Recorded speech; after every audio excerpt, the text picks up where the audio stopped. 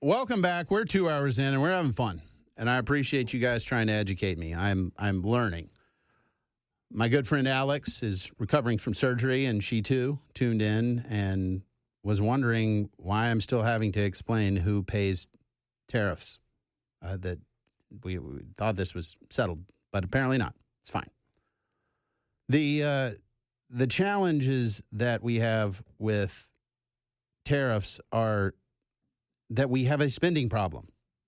Just ignore that for a minute. The tariffs are there. They're taxes. They're essentially a consumption tax. Sandra is right. They're a consumption tax. So there's a Republican revenue stream coming in that's a consumption tax saying if you want to import stuff, that's a thing. You got to pay for it. We're going to tax the companies that import with federal income taxes too, and the people that pay for those taxes. So there's a lot of layers of taxation. Doesn't sound super conservative to me, but it's certainly a position that you can take, but it still doesn't deal with the spending.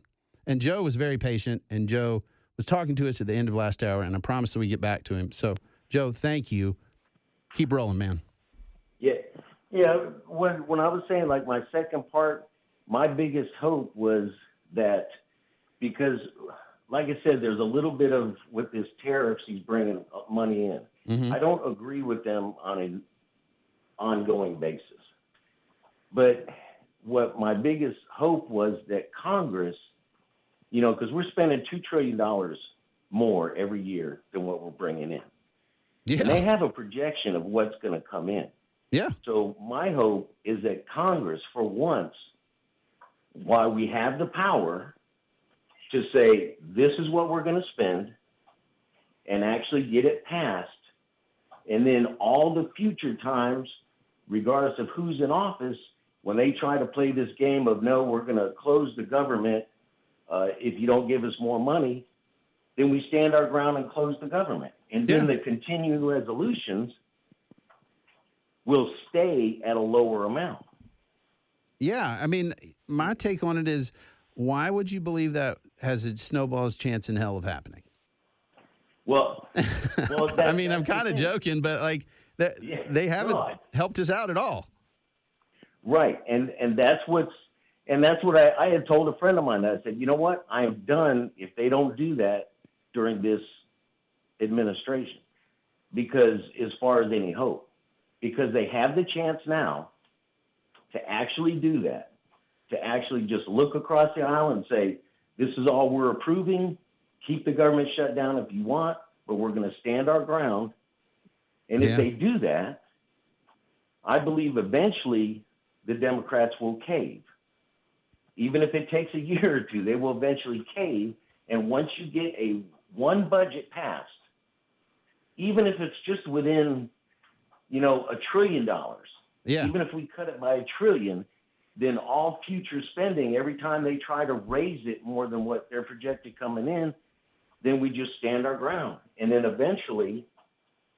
So why aren't we talking about that at all, Joe? Like, I hear you, but like, for example, in the big, beautiful bill, I think it was $5 trillion was the debt limit increase that was in the end of that bill. Like, yes. I don't think any Republicans want to have this conversation, and Democrats sure don't. So is this just, hey, we hope they do it and they won't?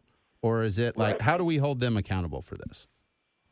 Well, and that's where the catch-22 is, because, I remember a while back when President first took office, Marsha Blackburn explained that this was going to be done in 3 different bills. She said the big, beautiful bill, it was first they were going to tackle the taxes, keeping the taxes at the same rate. Then they were going to look at doing another part. I can't remember exactly which part. And then by January of that next year, then they were going to handle taxes on tips. But I believe the administration didn't want to do it that way because they learned from the first time that if, Trump loses favor and all he got done was one part of that. You see what I mean? Yeah. Yeah. I mean, I just want to know what the other parts are. I don't like it. I don't like the deficit, but I understand why they wanted it all at once. Yeah. Because I don't think they had the confidence or wanted to take the chance that they would keep the power and my point, Joe, is that we haven't addressed it at all. Spending is up 7% year over year. By definition, if spending is up, you haven't taken the deficit down at all.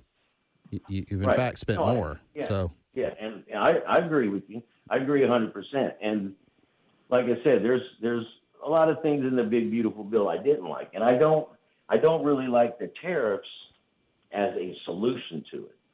I just think if the tariffs could be an advantage if Congress will do that, and that's my biggest point is it's Congress. Yeah, I agree with that.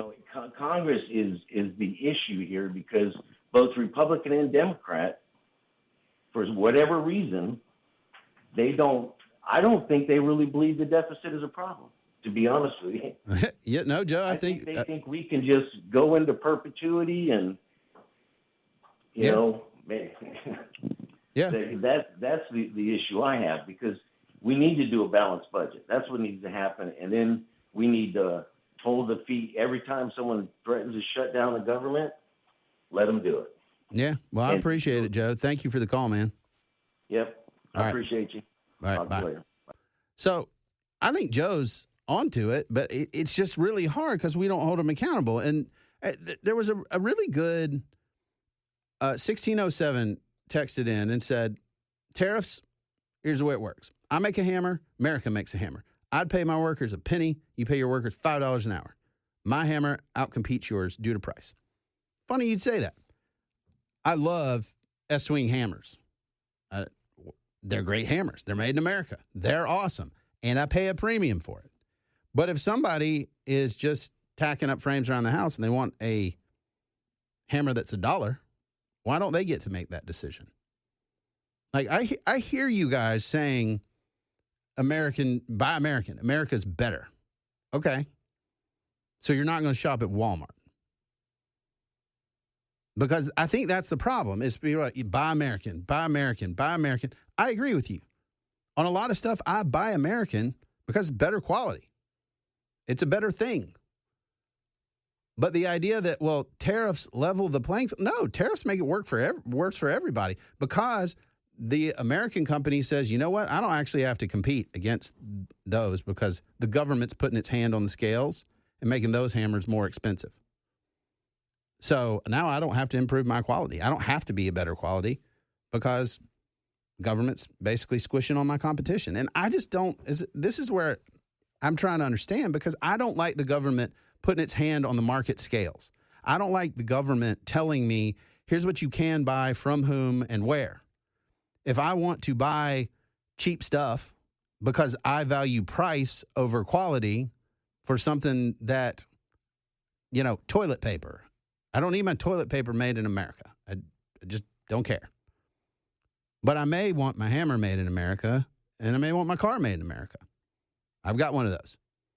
So I want to make the choices. Like, I want you to make the choices. I want free people to decide and not the government to do economic engineering. And that's where I struggle with some of this stuff, because when we're saying, well, we want another layer of tax, if what Sandra's saying is, hey, I would like to trade them. So get rid of the federal income tax, do a consumption tax, and tariffs are a part of that. Okay. I could get, but I don't see the move to get rid of the income tax. And I think, we got to be honest, I think, about we do some stuff really great in America. Like, we make some awesome things. Some of our technology, for example, is second to none. Some of our science-based stuff. I know a lot of y'all folks aren't high on drug companies right now, but dang, they make some pretty cool stuff, especially when you're really sick and you need it and you get better. And I think that's important. And, 1063 said human rights should be important. There should, several of y'all are saying, well, there's morality here, and you need to realize that these countries, well, what you're doing is you're putting your judgment for mine. Okay? So you're saying you can't be free to choose to buy something that's cheap because somebody else thinks that China's human rights record means I shouldn't be able to shop stuff that they export. Like, they make great socks. They do. Some of the best socks there.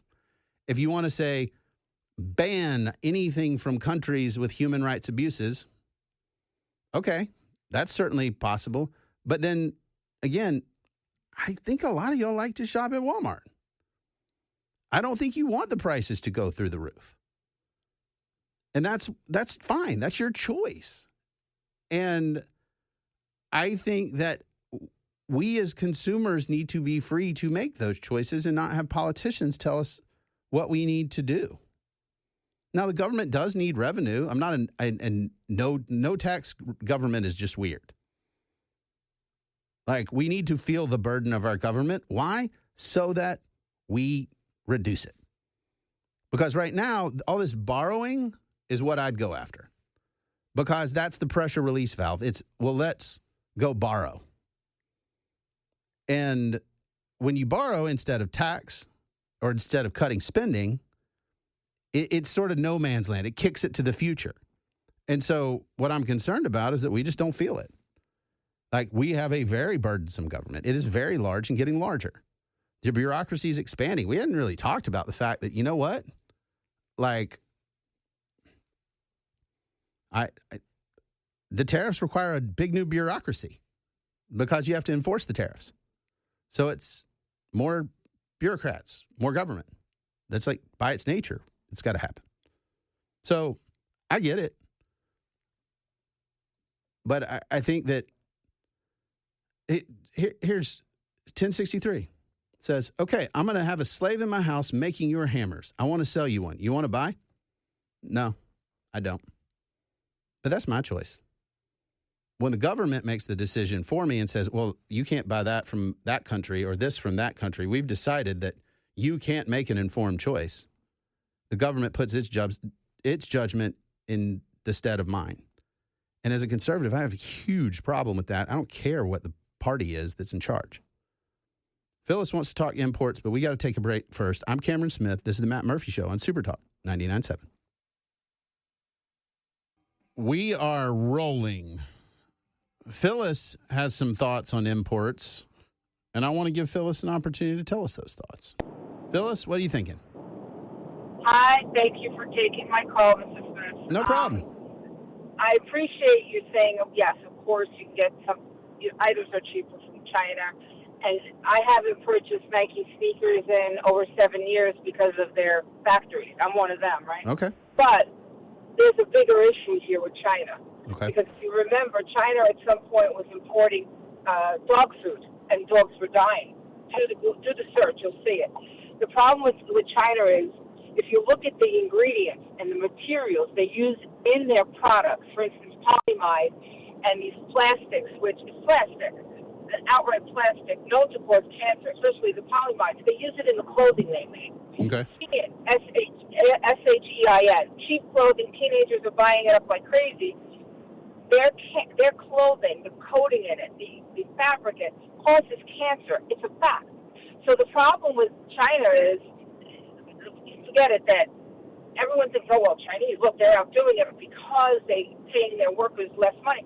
Dude, they've been trying to get to us, hurt us, fentanyl. Now, there's a new drug that just came out that's not detectable because I follow it.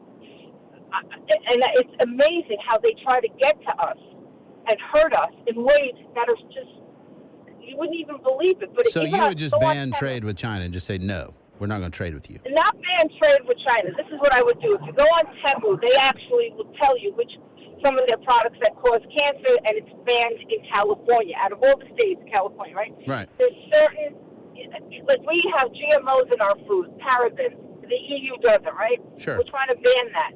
You are not. We shouldn't be able to trade with a country that has been trying to kill us from the inside out.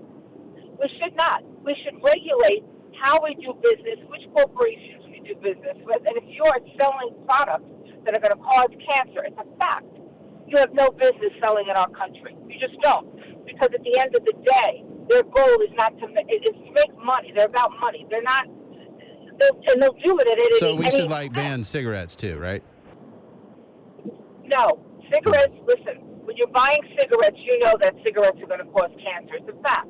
Well, you But just told me people that don't know. you just told me that we know that their stuff causes cancer. Oh, I know it. I know it. Oh. You didn't know it. I didn't know You that. didn't know it. No, you didn't know that. A lot of people don't know it. You didn't know. All of a sudden, people are learning about GMOs. I've known about GMOs and parabens for years.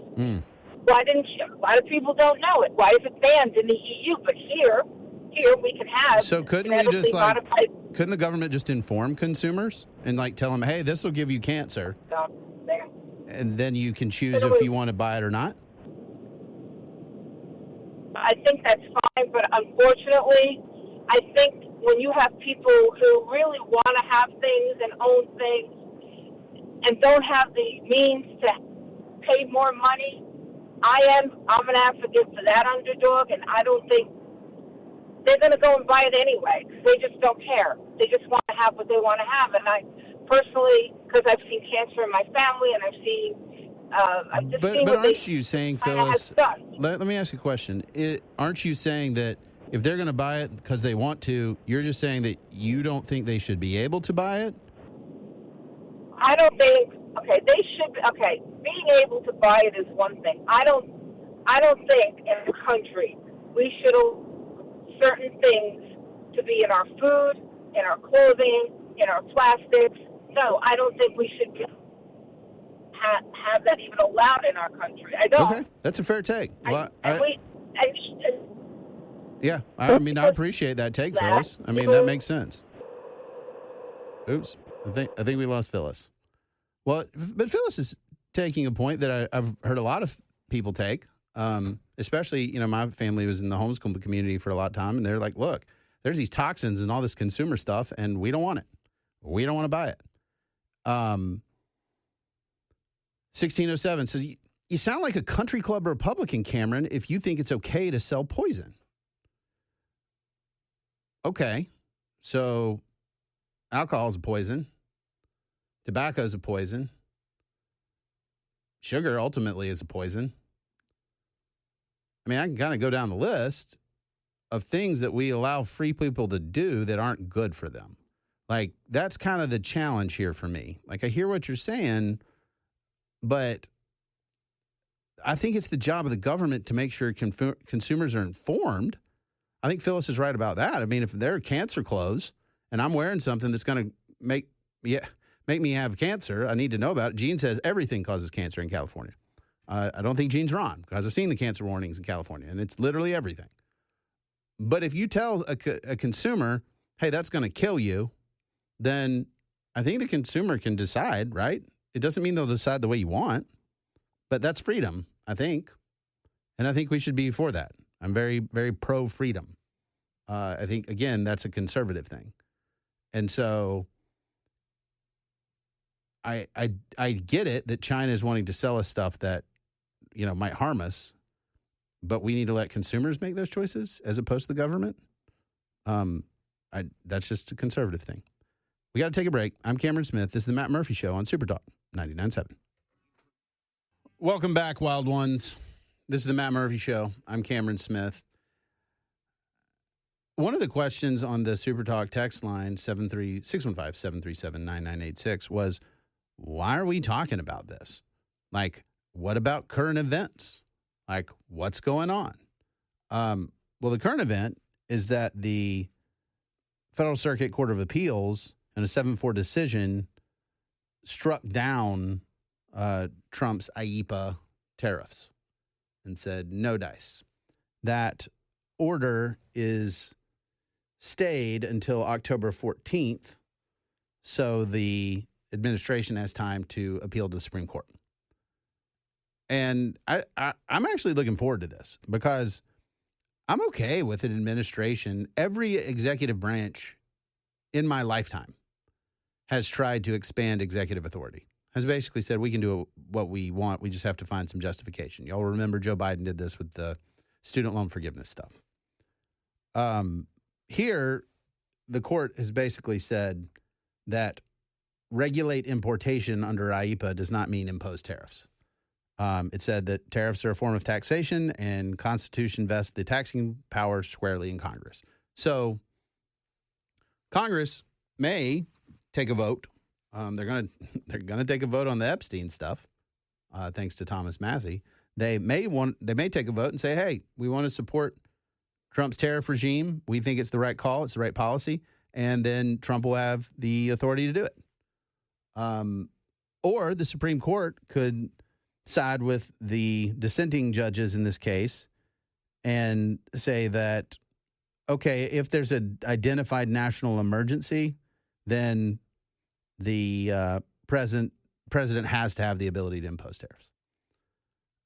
I don't like, notwithstanding that this is a Republican administration, I don't like governing by emergency because the definition of emergency varies wildly. For example, there is no questioning that Trump has the authority, and I actually wrote about this over at the Tennessean, to do what he's doing with law enforcement in the District of Columbia. The law as it is written says basically the executive branch gets to decide if there's an emergency, and when they say there's an emergency, you got 30 days to kind of do what you want. That's the way it is. That's the law. So I think that's something we should be, as conservatives, of saying, well, do we want to just give emergency power broadly?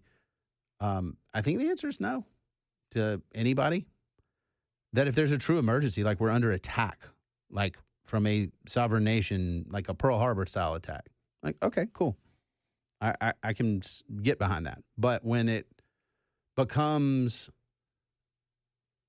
beyond that and says, well, everything's an emergency, now nothing's an emergency, and then you have an executive branch that does whatever they want. It's the Ron Swanson government, where you can just do what you want. You just write it on a piece of paper.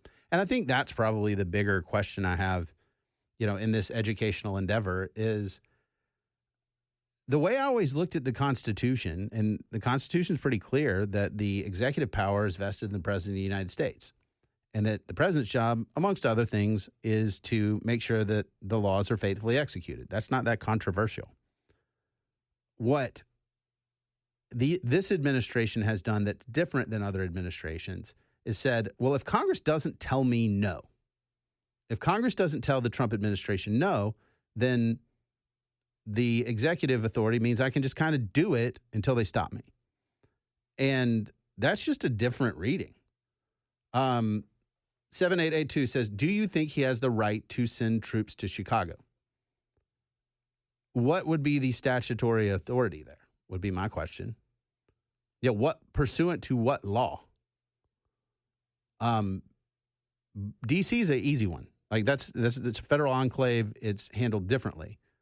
But going and supplanting or commandeering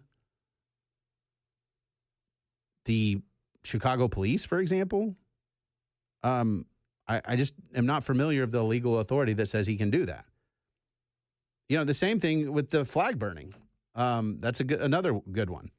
The executive order on flag burning basically said, well, it's protected speech, but we can kind of, everybody should get, if you burn the flag, a year in jail. Well, no, like you don't, that's not how that works. You can't just declare a crime and then try to enforce it. And the executive order is basically like, well, hate speech and this other stuff, let's try to like bump up those around this and maybe that'll work. Again, like we don't, I think, correct me if I'm wrong, want any politician unilaterally making law. Even if we like it, because if we like it, that means that somebody else could do it in a way we don't like. And we literally, my family just retired a worn out flag last night. Like we take it really seriously, protecting the flag. But the idea that the president can just say, hey, you burn the flag, you get a year in jail. No, you don't. Like, I just don't think we want that, right? I want to protect the flag. I think it is an important symbol of our nation. And Tom said, wasn't burning the flag already a criminal offense? No, Tom, it wasn't. In fact, the Supreme Court had held it as protected speech. That if somebody, it is a speech act, it's not speech proper, but it's a speech act, that if somebody burns the American flag in protest, here's the way I'll call it. It is atrocious, petulant, childish, constitutionally protected speech. And I think we got to be careful with this, because I love the Constitution more than I love any politician. And so I hate the fact that people would burn the flag. I hate it when you've seen it, they burn it, they stomp on it. I mean, they're trashing it, right? And it makes me so mad. But the people that died for that flag died for the freedom, not the flag itself, but for the freedom, right? To say and speak and tell power how mad you are and not get thrown in jail. And so, like, that's something that we got to think through. And that's what I'm trying to do, because I'm not going to tell you how you should feel about all this stuff. That's the reason I'm asking questions, is because my friend Alex, 3449 says, I may not agree with what you say, but I'll protect your right to say it. Amen. Like, I'll be honest. I write over at the Tennessean. Many of the folks over there don't share my perspectives. I know you're shocked. But they want to protect my right to say things that drive them nuts. Does that make sense? Like, and I think that has to go both ways. And so, like, I get it. The flag represents a lot of things. We should not desecrate the flag, but it is absolutely, the Supreme Court has been very clear, it is constitutionally protected speech. And 3581 says, doesn't the new law only apply if you're inciting a riot? No, one, it's not a law. It's an executive order. So that's just Trump saying, here's what I want. And what he instructed the Department of Justice to do is basically look at these other laws that are kind of around it. Like, there's a way I could burn a flag that I'm trying to, like, intimidate you. Or I'm trying, but I'm not actually, it's a pure expression. It's like, I burned it in your front yard. Kind of like the Klan used to burn crosses. And 041 or 0143 says SCOTUS got that wrong. And you can believe that the Supreme Court got it wrong, but, like, here's the take on it. We have a way of sorting this stuff out, right? And most of the time, the way we sort it out is votes. Votes in Congress. And then we'll vote on it, and we'll do that thing, right? But then we have this check ever since Marbury v. Madison of the Supreme Court saying we're going to interpret the Constitution and apply it to the law to make sure that you guys over in the legislature didn't violate our supreme law of the land, which is the Constitution, when you decided to do stuff. Same with you, executive branch. If you just decide to do stuff and you don't really check and see whether it's constitutional or not, we're going to hold you to account. And so we got all these checks and balances, and that's a good thing for us as Americans. We do not act, this is like a misnomer. We don't have co-equal branches of government. Y'all know that, right? Like, we have Congress, Article 1, that's the big branch. That's the one that's really there. Like, it's supposed to be where the federal government does that stuff. Nolene, we may do nincompoops later, but it's Jackson and I. Jay is really burning the wick on both ends. So we'll get to it, but we're going to get to it probably, we're just going to maybe do it next hour. Is that okay, Jackson? That's fine with me, bud. Okay, well, then we'll do it, because I don't want Nolene to feel like we skipped out on nincompoops. So we got you covered. But we're a little delayed, a little shorthanded, so we'll get it done. But the point that I was making is that the Constitution has to check the laws and executive orders. It's just the way we've got to have it. And if you've got one branch saying, I can just do whatever I want, it doesn't matter what you say. Well, no. Like, it kind of has to matter. And I think it's easy to look at some of the stuff that we like with the Trump administration and say, oh, hey, I like that. I like that my taxes didn't increase. I like that part of the big, beautiful bill. I like the immigration law enforcement. I think that's great. I love some of the DOJ stuff. I like some of the regulatory process reforms. Like, that stuff is amazing. But when something runs afoul of the Constitution, to be like, well, it doesn't matter. We just do it anyway. I don't know. I don't think that that's a good idea. So let me know what you guys think. We got to take a break. I'm Cameron Smith. This is the Matt Murphy Show on Super Talk 99.7. All right.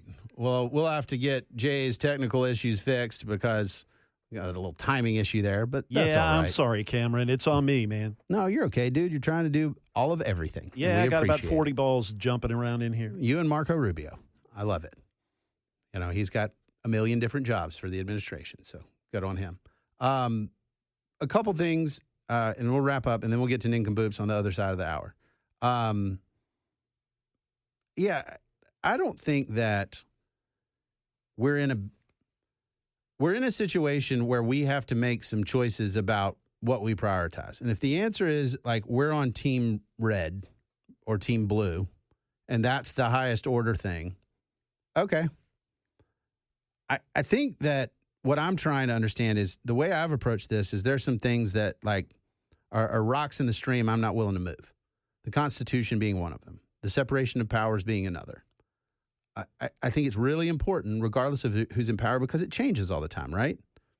That we kind of maintain some principles in addition to our team affiliations. Because I think the rule of law and not of men matters a ton.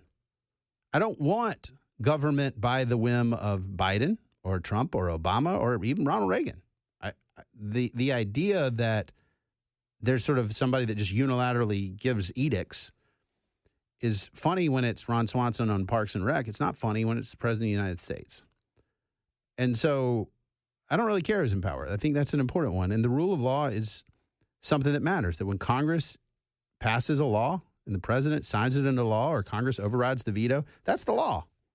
And we treat it as such. And so when it comes to things like immigration, for one administration after another, we have poorly enforced the law that was on the books. So it allowed a lot of bad things to happen, which were people who were here that didn't need to be here.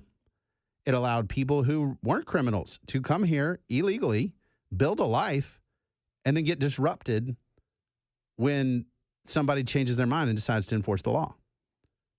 So all of this is because we didn't enforce the law in that space. So I think that we have to be consistent. And we have to say, you know, I like it when Trump enforces the law when it's immigration. He needs to enforce the law when it comes to TikTok. And trying to say, well, other people don't enforce laws, so this is fine. It's no big deal. I can't play that. Because I think it's important to enforce the law. And if people are mad because TikTok gets shut down, then we'll pass another law to make sure it doesn't. We're going to get to nincompoops, and I've got a good one, and I promise it's not Alabama head coach Kalen DeBoer. I'm Cameron Smith. This is the Matt Murphy Show, and you're listening to Super Talk 99.7.